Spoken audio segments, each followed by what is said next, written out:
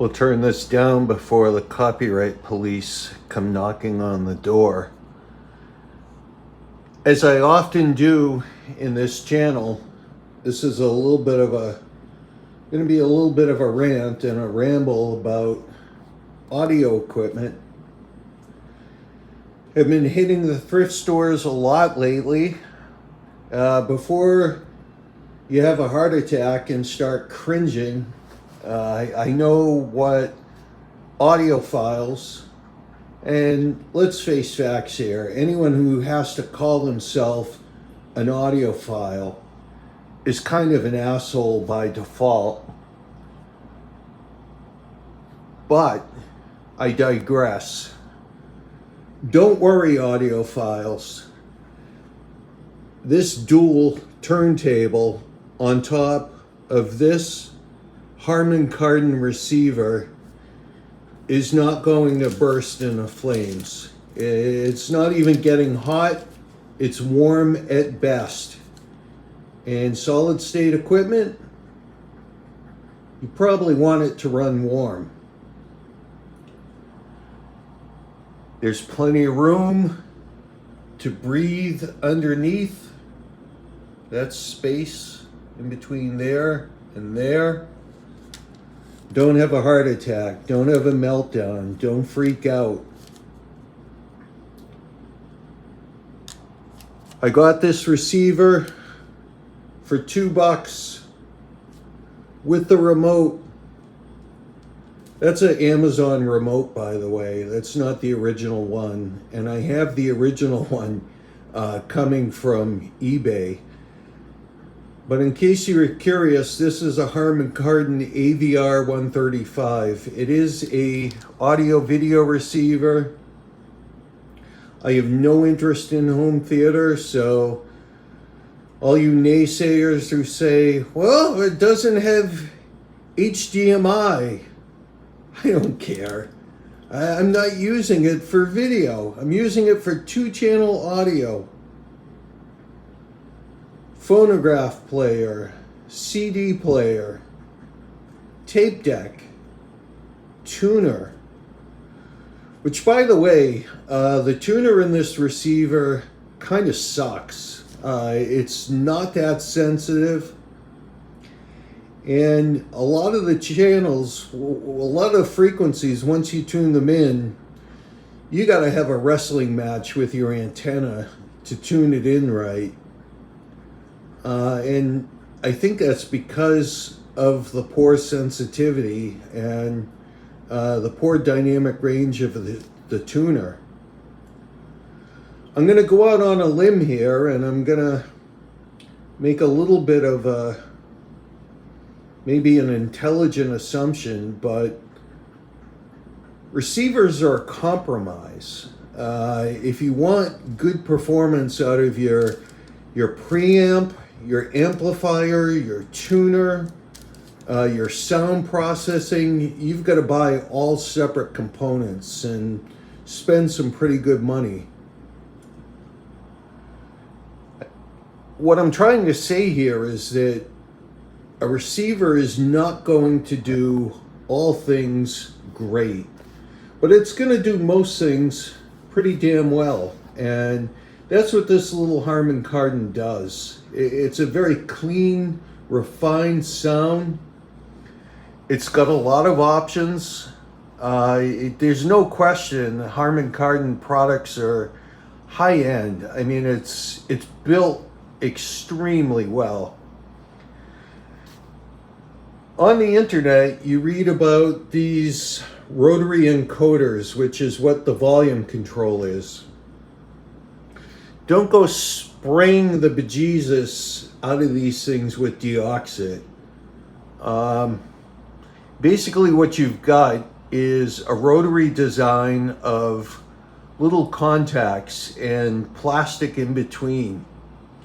So what can happen is you can turn your volume up, as I'm doing right here,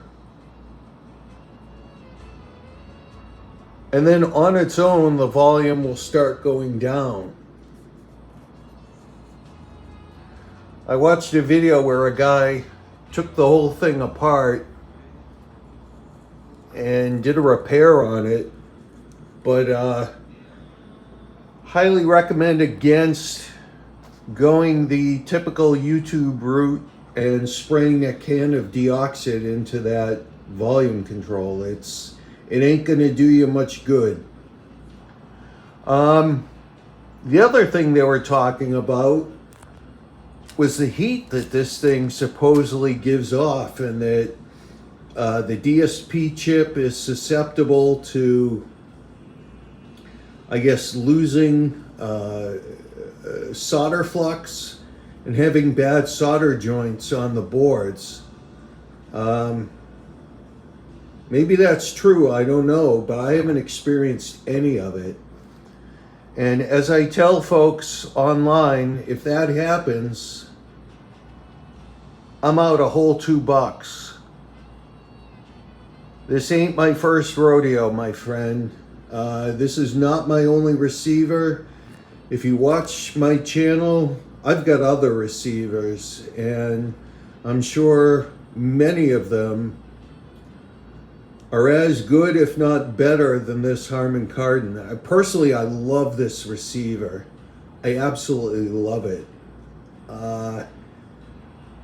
It's just such a refined sound, and it's an elegant device. It truly is. Some folks go maybe all their life without even seeing a Harmon Kardon. I don't think they're that common. When I saw this thing, I almost had a heart attack. I was like, I have to have that. And then I saw the price, and it was even better. So enough on that. I've shown my dual 506 belt-driven German-built turntable. Has a proprietary Ortofon cartridge. This thing is running flawlessly.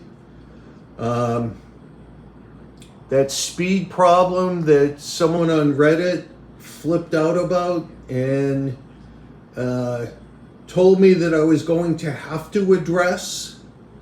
I've got the speed dialed in perfectly, and the little strobe and the light, all that stuff helped me dial in the pitch control just perfectly. Just perfect, and it's keeping flawless pitch. It really is. I still think it's one of, if not my best sounding turntable, and that machine cost me all of $6. I'm even learning to appreciate these piece of shit Minimus 7s from Realistic, the Radio Shack bookshelf speakers, which some folks online call audiophile speakers. They're absolute pieces of shit. But I've got a couple of new weapons, maybe to bring out the best of them. And that's these little guys right down here. Yamaha subwoofers. These were $2 each, and they're flawless. On the left is a YST SW012. On the right is the YST FSW 150. They're great little subwoofers, and I've been A/B comparing them all night. The SW012 on the left there is the clear winner, but this little guy, the FSW 150, is no slouch. And if portability is a concern, that guy's about the size of a component and you can stack it with your other components. You could even stack it on top of your Harmon Kardon receiver and not have heart attacks about the receiver overheating, because that is an internet myth. It's hogwash, it's bullshit, that's rubbish, that's bunk. You're not going to overheat your components. If you stack something on top of them, there's something called a space. Hot air rises. The hot air escapes out of those spaces. What do you know? A space. Little feet on the bottom of the turntable. And vents. The hot air escapes. This receiver is probably going to outlive me.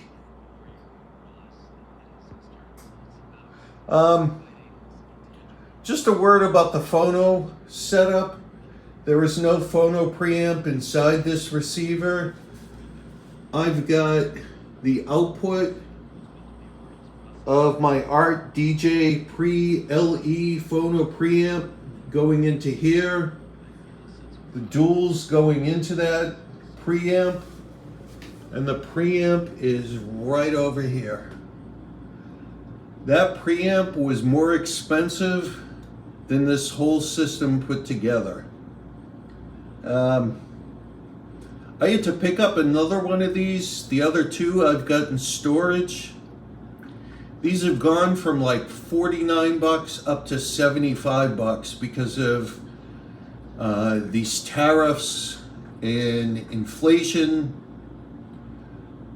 and the current so-called president. Prices are gonna just keep going up. So what better way to fight that than to thrift and get good stuff cheap, better stuff cheap.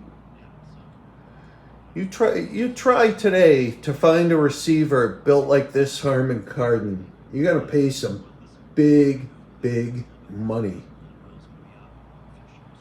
And you're not gonna pay $2 like what I paid for this beautiful receiver.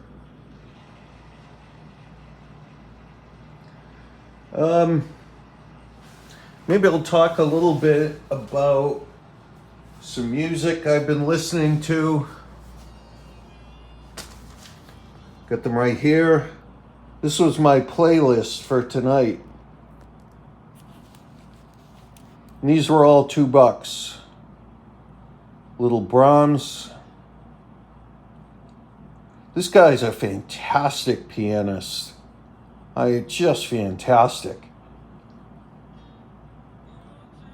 It's on the Philips label, the red label.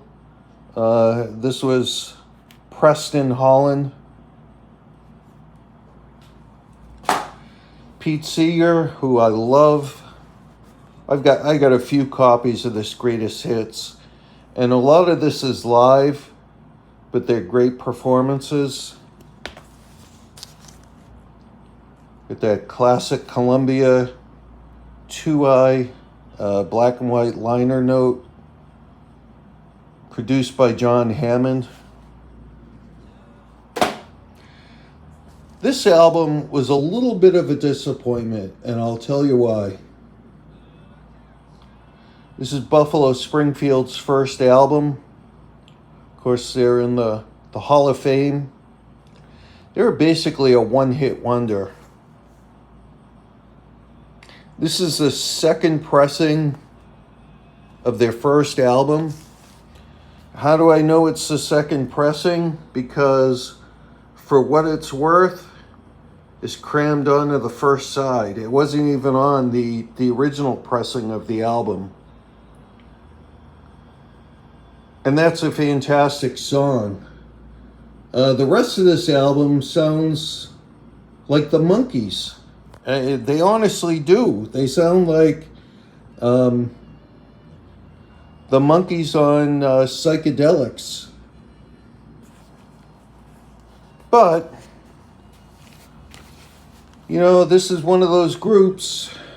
Stephen Stills, Neil Young. One classic song that's under 3 minutes long, and they made it into the Rock and Roll Hall of Fame, probably to give the other guys in the group a shot. But you listen to the rest of the album and it's like, what were these guys smoking? I mean, you know, it was disappointing. So, just as a side note, when I was listening to this album, I had a wrestling match with the subwoofers. And what was that wrestling match? Well, these things are easy as anything to hook up. They're powered subwoofers. They plug right into the subwoofer output on the back of the receiver. But I had the SW012, the sub on the left, all of a sudden develop a hum. And naturally on the internet, everyone's going to be saying, replace all the capacitors. That was not the cause of the hum. I had some kind of ground loop. So what I did was experiment, which a lot of people online have forgotten what to do. Experimentation. You plug it into a different outlet. Try a couple of those. Guess what? Hum is gone. How come you didn't replace all the capacitors? Those things are a ticking time bomb. There's more bunk for you, more bullshit. Both of these little subs work perfect. But to get them to sound right, you have to experiment. You have to play with placement. A corner, against the wall, away from the wall, towards the wall, into a different outlet. What do you know? Problem solved. I didn't rip them open and replace every fucking capacitor on each board. You know, I was watching a video the other day. Guy replaced capacitors on a piece of audio equipment. He goes to plug it in. What do you know? No sound. He didn't troubleshoot. He didn't follow the circuit. I don't think he even had a schematic diagram.